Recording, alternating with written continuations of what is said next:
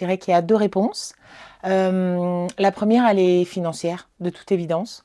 C'est-à-dire que c'était absolument impossible d'envisager une librairie dans la rue piétonne ou plus près, parce que les loyers sont beaucoup trop élevés pour une librairie qui ne dégage pas suffisamment de marge pour pouvoir avoir des charges locatives très très élevées. Et la deuxième raison, c'est qu'en fait, si vous passez à Noirmoutier en été et que vous marchez dans la rue piétonne, vous allez vite vous rendre compte que vous avez envie de vous en échapper. Comme c'était en 2008, crise des subprimes, on a eu une opportunité, un agent immobilier qu'on finissait par très bien connaître, nous a mis en lien avec le restaurateur qui était là avant et qui nous a proposé d'acheter les murs. Et là, on a eu la chance de pouvoir le faire, de faire l'emprunt. On les a très bien achetés et ça nous a sauvés. Et on s'est retrouvés là, à la fois loin du monde et du bruit et à distance à pied pour les gens. Et ça, c'était fondamental d'être à distance à pied, que les gens n'aient pas se garer à nouveau. Bonjour. Alors, la librairie en elle-même, la surface totale de la librairie, c'est d'environ 140 mètres carrés.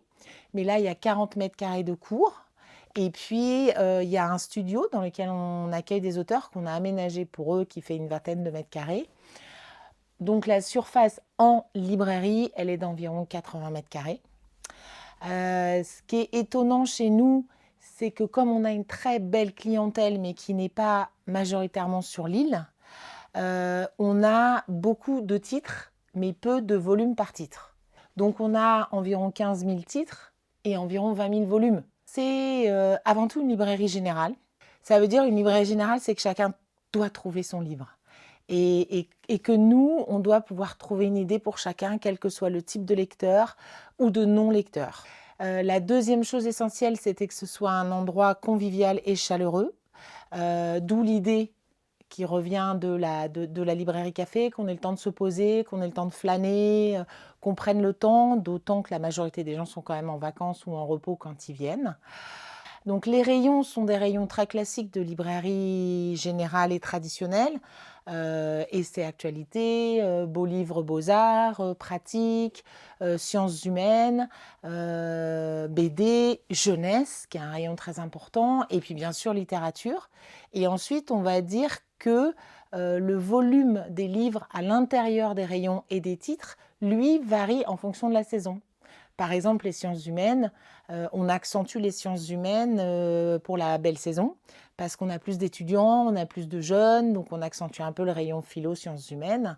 On a plus de poches aussi, alors qu'en hiver, on a plutôt une clientèle plus âgée, donc ils lisent plus des brochets. Mais on va dire que d'une façon générale, le rayon le plus important de la librairie, c'est la littérature. Je suis désolée, on n'est pas intéressé. Bonne journée, au revoir. Donc là, on aborde notre 17e été à la librairie.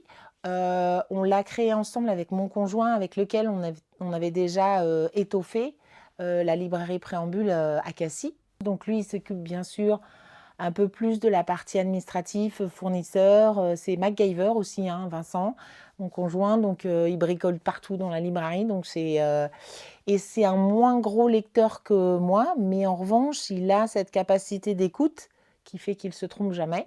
Lui est gérant et on est tous les deux actionnaires de la librairie. L'idéal, c'est qu'on soit 4 à l'année. En l'occurrence, on est 4 et demi.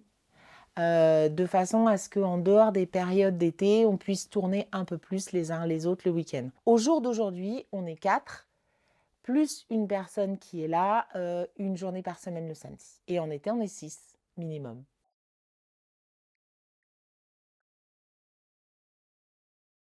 Un auteur qu'on adore, je pense que c'est un petit peu comme rencontrer un acteur de cinéma pour quelqu'un qui est très cinéphile.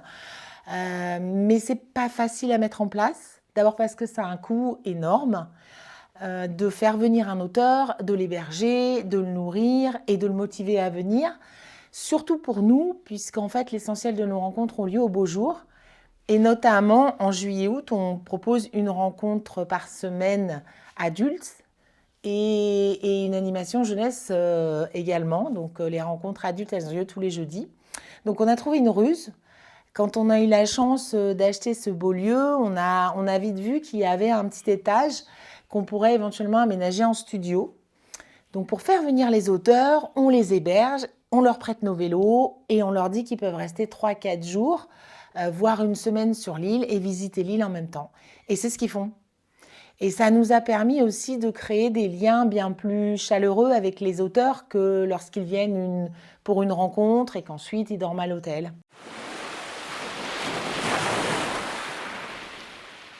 Jusqu'il y a peut-être 7-8 ans, avant le Covid, l'intégralité du chiffre d'affaires du mois de janvier correspondait à une journée du mois d'août. C'est-à-dire qu'on faisait aux alentours des 10-12 000 euros de chiffre d'affaires TTC en janvier, ce qui correspondait à une journée du 8 août, s'il y a un petit nuage dans le ciel en plus. Aujourd'hui, c'est un petit peu moins marqué, mais ça reste quand même très très marqué. Donc la saisonnalité, enfin le monde à Noirmoutier, les gens s'installent début avril pour Pâques, en fait le week-end de Pâques, et ferment leur maison quand même encore très traditionnellement à la Toussaint.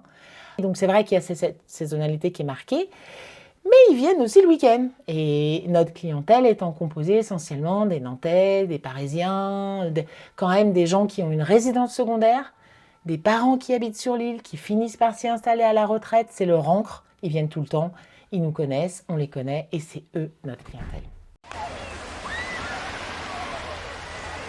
Vaste question, je vais la résumer en une phrase. Un bon libraire, c'est quelqu'un qui aime les gens autant que les livres, voire plus.